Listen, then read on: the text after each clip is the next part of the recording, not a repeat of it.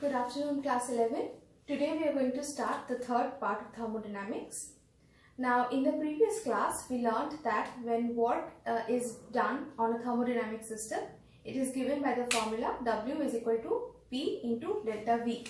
So, work done is given as P into delta V, and this same thing can also be calculated from a PV graph where the work done is the area under the graph, which is drawn on the PV with taking P on the y-axis and V on the x-axis.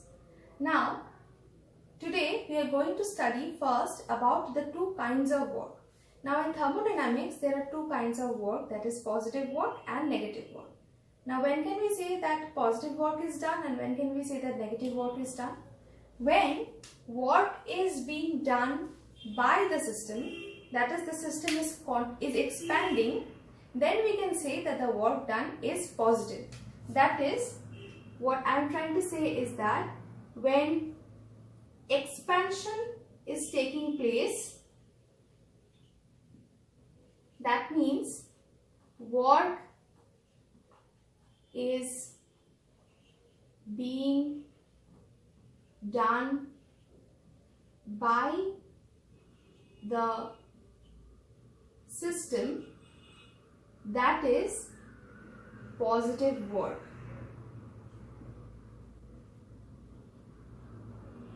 So, when expansion is taking place, that is work is being done by the system, we say that the work done is positive. Similarly, when contraction is taking place,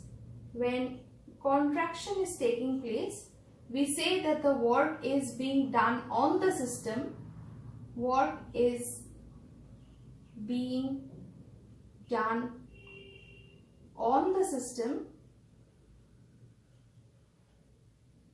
we say that negative work has been done. When contraction takes place, work is being done on the system, we say that negative work is being done. Keep in mind that this system is when priority is given to the system. Priority is given to the system. One very important thing to remember is that in chemistry, this chapter of thermodynamics that you're studying in physics, you also have that in chemistry. In chemistry, the system is exactly opposite, okay? Whatever is positive work in physics is negative work in chemistry and vice versa.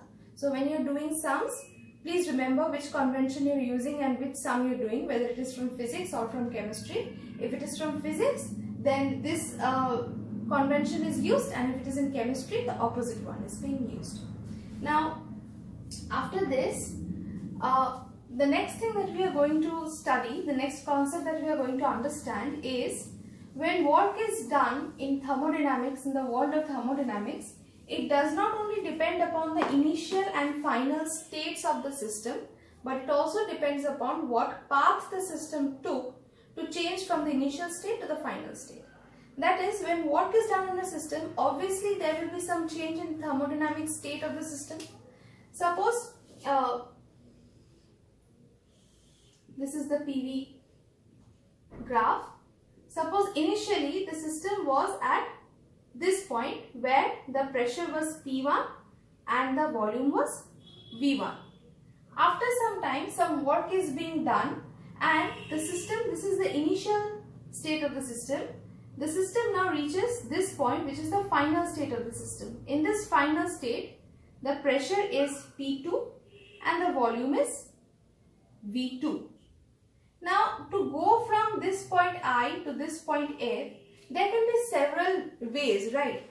There can be one way like this, there can be one way, there can be millions of ways to go from this point to this point. The work done in each of these different ways will be different. We will understand how. Let us take the example of two ways. Only with two ways we can understand. Suppose the work done is along this path. Suppose this is the path. So this is path number 1 with, let us call this point C, with C in between. Suppose this is path number 1. In this case, in path number 1, what will be the amount of work done? Let us call this point D and this point E. And this is point I, this is point F, that is fine.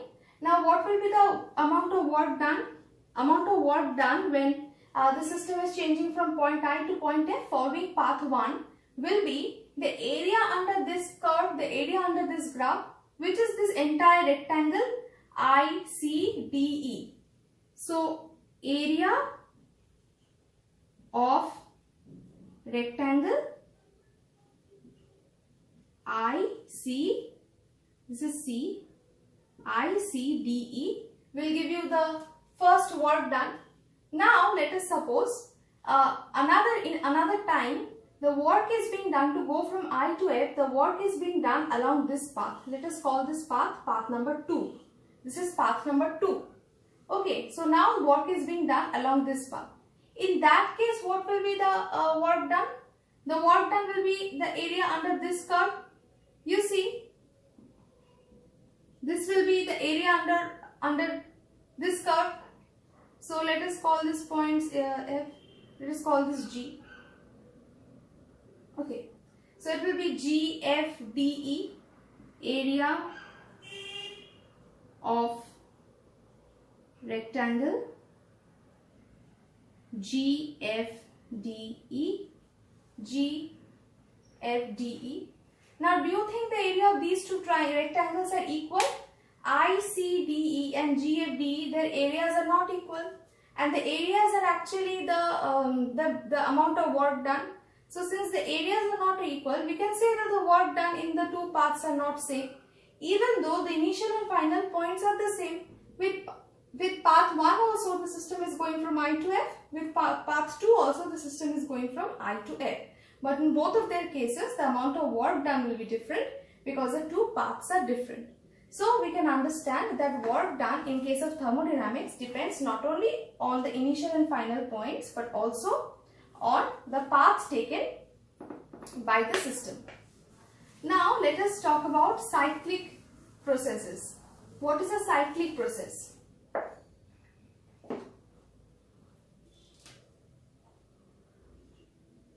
Cyclic process. A thermodynamic system, after passing through, suppose it is starting from one point and after passing through several values of pressure and volume, it returns to the same point. Then that process is known as a cyclic process. Okay, so you are starting from one point, after changing various values of P and V and lots of things are going on in between. Finally, it returns to that same point again. We will calculate the amount of work done if that is the case. So, how will I express that in graph? Again, I am drawing the PV diagram. Suppose it starts at point A, okay, and it expands to point B. So, at A, the pressure was P1, at B, the pressure is P2. The volume at V1, at A is V1 and at B it is V2. So obviously V2 is greater than V1, so expansion has taken place. Suppose it has first expanded by this path. After the expansion is complete, now suppose it again goes back to system A. It again goes back to system A following this path. Okay. So let us say this point is C, let us say this point is D. So following path A, C, B, it expands. Again following path B, D, A, it returns to point A. So this will be a cyclic process. Now what is the work done? The work done during this expansion, I am writing as WEXP, will be the area under this curve ACB, will be the area under this curve ACB, that is this area. This area. So, area under curve ACB. During contraction, when it is going from V2 to V1, when it is going from point B to point A, during contraction WCon is the area under the curve BDA, which is this area. which is this area, right? Area under curve BDA. Now, what will be the sign of this work? The sign of this work will be minus, the sign of this work will be plus. The net work done,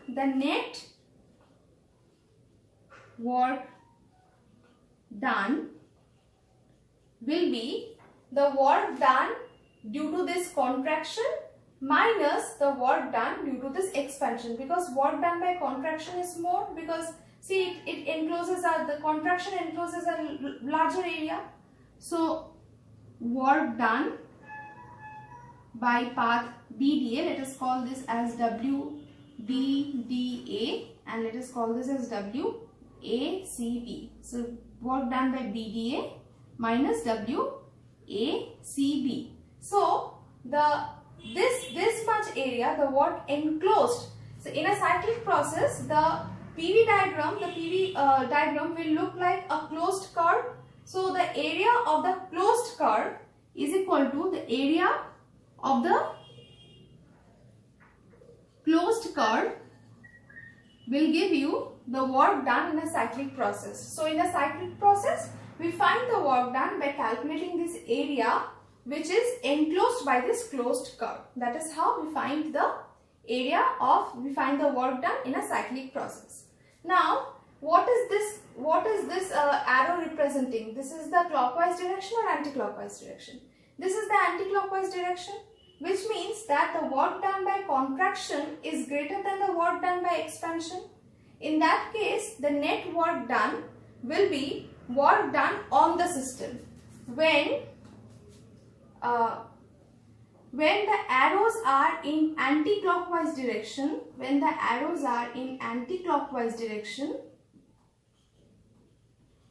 work is done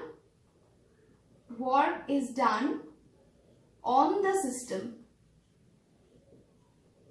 Whereas if this had been clockwise, that is, if it had expanded along this path, if it had looked like this, suppose this and the arrow signs would have been reversed, that is, it would have expanded by this path and contracted by this path.